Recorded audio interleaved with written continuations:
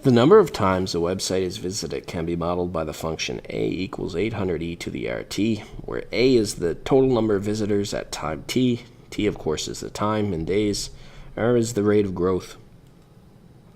After 5 days, 40,000 people have visited the site. Determine the number of visitors expected after 9 days. So we're monitoring some website traffic here. So we want to write out what we have, and as we read the first bit of this information here, we got two important bits, and that is time equals 5. The amount of people is 40,000. So that is an important piece of information. The other pair of information, right? The time depends on the A. Sorry, the amount of people depends on the time we're talking about. So we got another pair of information. Determine the number of visitors expected after 9 days. So the other pair of information is when time is 9, what's A? And that we must figure out. So to start this question, we got to use our given pair of information. So our given pair of information, we'll substitute into the formula. We get 40,000 people, and that is equal to 800 e to the r, which we don't know, and t, which is 5. So in order to isolate the exponential, which is what we want to do, we divide both sides by 800. So 40,000 divided by 800 is 50. So we get 50, and the 800s here cancel, e to the 5r.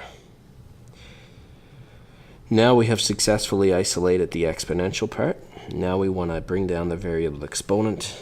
We can use logs to accomplish that. So the natural log of 50 equals natural log of e to the 5r. And some people would do this in one step. If you know your log rules and practicing them, you know 5r comes down in front. We're left with the natural log of e, but the natural log of e is 1. We divide both sides by 5. And then we have our expression for r. In other words, r is natural log of 50 divided by 5. So r equals, and I'm going to find this out on my calculator, natural log of 50 divided by 5. So my calculator gives this to a lot of decimal places, which is very handy. Whenever I use my calculator, I like to store values like this so I don't have to type them out. But I'll write it out in full here now. But when I put it in my calculator, if I need to use this value again, which I will, I'll probably just use the answer button, or if you know your memory features of your calculator, you could recall it from memory. So now I have the value of r, and the rate of growth is a constant. So it's a constant 0.78240461. So now I need to do the second part of this question, which goes back to this information. So again, my formula is the same, but this time I'm looking for A. So I'm looking for A, and what do I know? I know that the 800 is still the same. That's the initial formula. And I got to use e to the r. And this time my time is 9. Okay? Now, here's the trick. Well, why can you do this? Because you can use the r value from here. Okay? So what I'm going to do, just to make it easy for you, is I'm going to take that answer that's on my calculator and times it by 9. So this is my value of r, and I'm timesing it by 9, because I got to figure out what the exponent is first.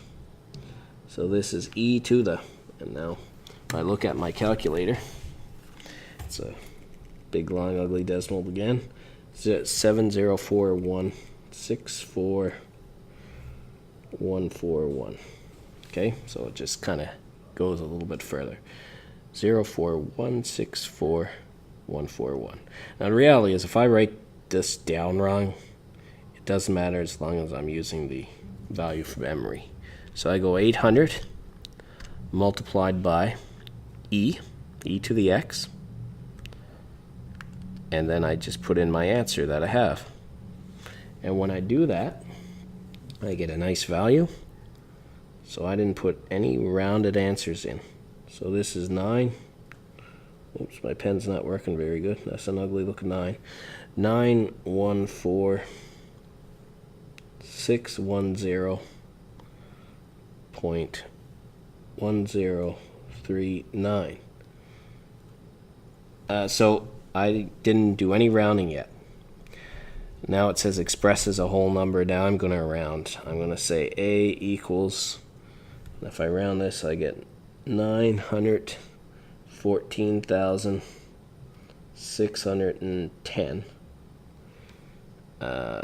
visitors. Okay? So on these calculator questions, learn how to use the stored values in your calculator. If you're not sure, ask your teacher.